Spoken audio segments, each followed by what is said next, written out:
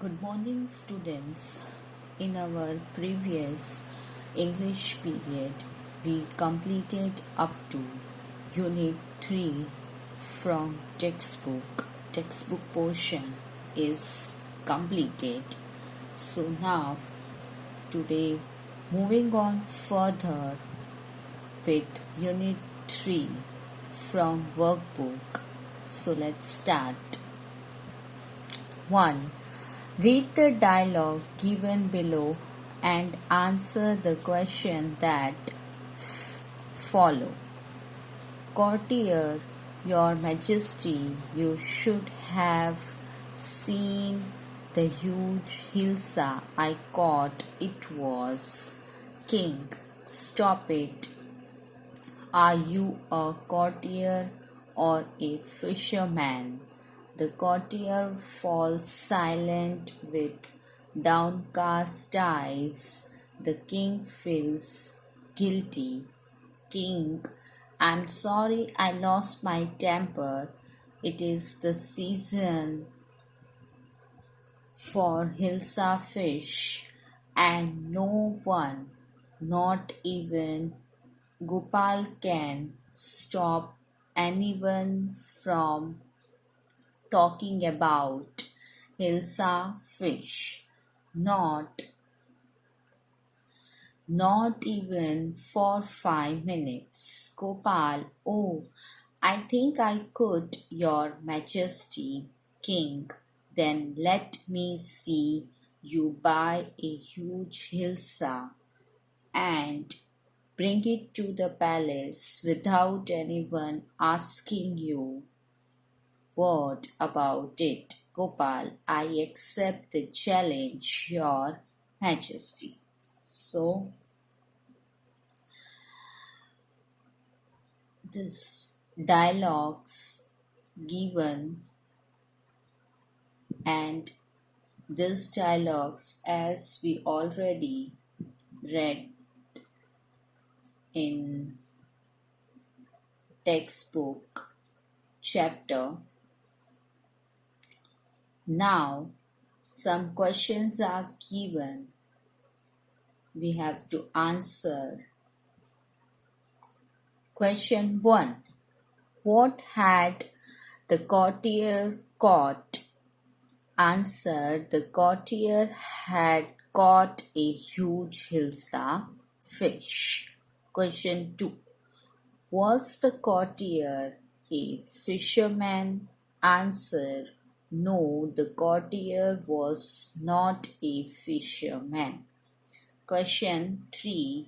What did the courtier want the king to see?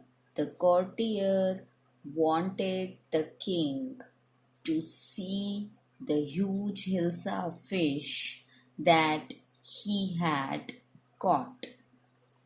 Question 4. What did the courtier do when the king became angry?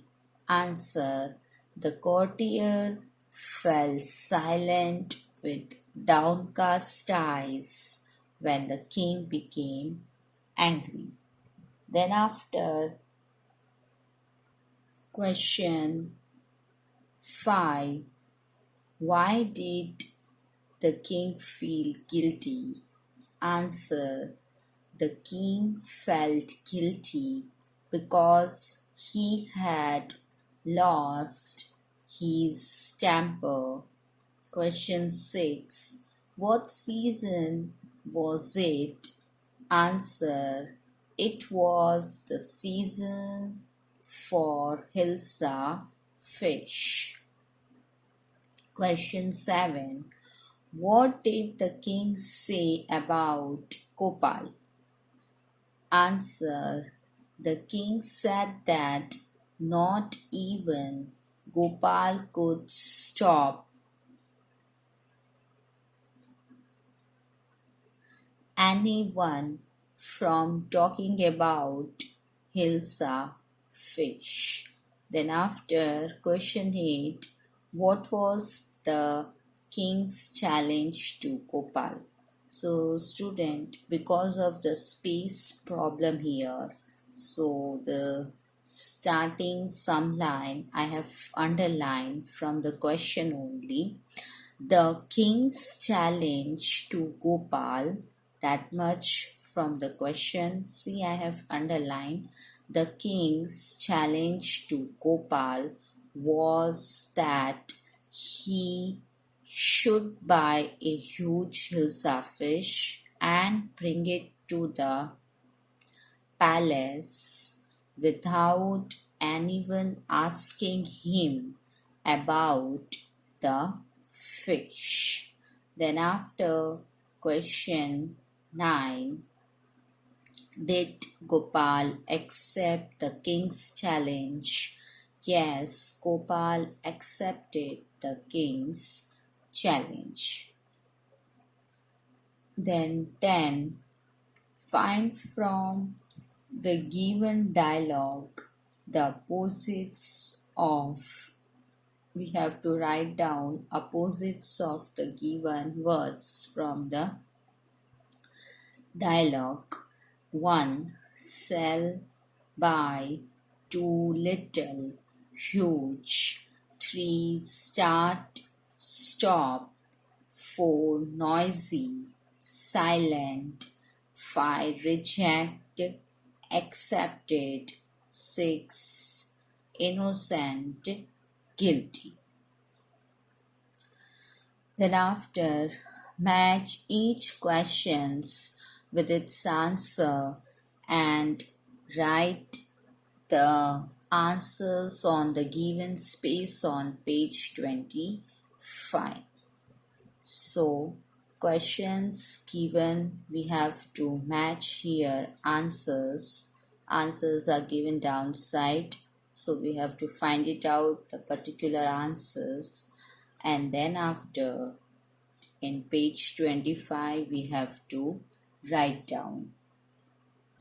So, first question 1. Why had the price of hilsa fish come down? Now, answer, because the fishermen sold nothing but the hilsa fish. Then after, question 2. What season was it? It was the season of hilsa fish. See, in answers I have written number accordingly. Then after, question 3. Why was the king angry with the courtier? So it's after 1 in answer C. Because the courtier talked of nothing but the big hilsa he had caught. Write down the numbers here in answers as I have written. Then after, 4, question 4. What did people think about Gopal? So, they thought he had gone mad. Question 5. What was the king's challenge? He asked Gopal to buy a huge hilsa fish and bring it to the palace without anyone asking him a word about the fish. Then question 6. Why was Gopal dressed up in a comical fashion? Because he wanted people to keep looking at him and forget about the hilsa fish. Question 7. What did Gopal say to the gatekeepers? He said he wanted to see the king. Question 8. How did the king congratulate Gopal? So answer is, he said Gopal had achieved the impossible. So students, this In answers, write down number as I have written, note it down. Then after, now in this page, we write question 1. See, two sides, two columns, questions and another is answers. So question 1 we write down, why had the price of the hilsa fish come down? Then answer 1. From the answers we write down answer 1, because the fisherman sold nothing but hilsa fish. Accordingly, we do others. Then after 2, question 2, then answer 2. Like this, we have to write down up to question 8, answer 8. Now, in the next page 3, read these lines and answer the questions that follow. My brother says there is a ghost in the shed who hides under the rotten floorboards, and if I ever dare to set foot inside, he will jump out and chop off my head, but I will take a peek one day. So question 1, name the poem. Answer is, the poem is The Shed. Question 2, name the poet. Answer, the poet is Franklin. Question 3, who says these lines and to whom? Answer, the poet's brother says to the poet. Question 4, what is there in the shed? Answer, there is a ghost in the shed. Question 5, where is the ghost hiding? Answer, ghost is hiding under the rotten floorboards. Question 6, what will happen if the speaker goes in?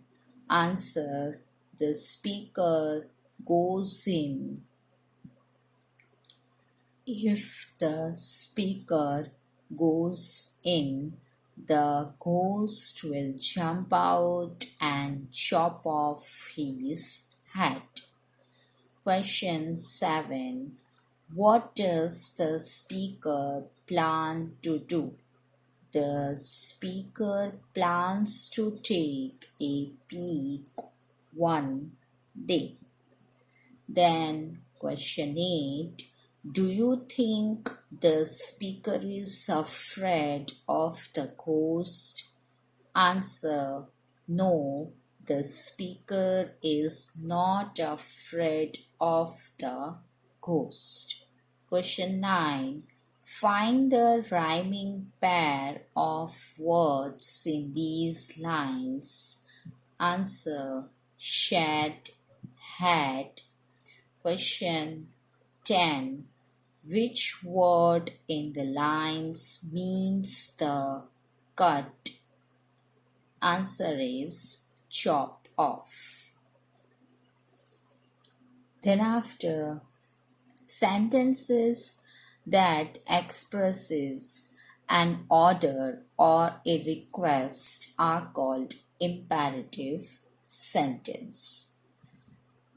Such sentences begin with the root form of the verb open the door. Negative begins with don't plus root form of the verb don't open the door. So imperative verbs are verbs that create an imperative sentence, that is, sentence that gives an order or request, or we can say command. So when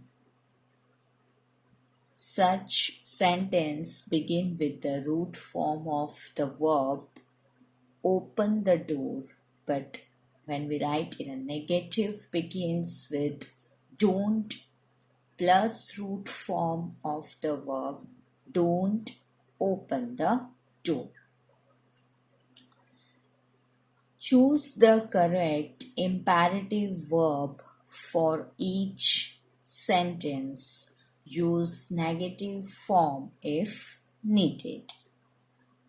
First, I read out all the words given in the word box.